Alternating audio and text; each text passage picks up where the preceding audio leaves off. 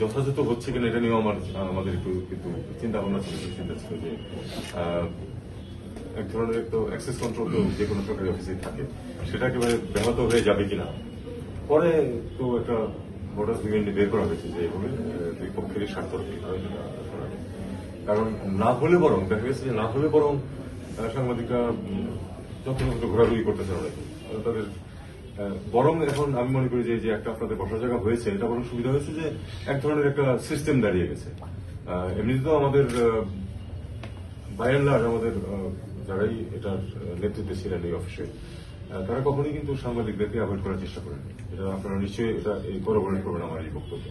আমরা কিন্তু সবসময় যোগাযোগ রক্ষা করে চলেছি যে বিশেষ করে ফরেন অ্যাফেয়ার্সের কাজটা যেমন ধরনের, সেখানে কিন্তু মিডিয়ার সহযোগিতা খুবই জরুরি, খুবই জরুরি। কারণ ইমেজের প্রশ্ন থাকে। আমরা অনেক সময় আপনাদেরকে রিকোয়েস্ট করেছি একটা নেগেটিভ ঘটনা করতেছে, এটাকে আপনারা একটু বরং টোন ডাউন করেন, আপনাদের রিপোর্ট না করলে চলবে না, কিন্তু এটার এমনভাবে করেন যেন দেশের ক্ষতি না হয়।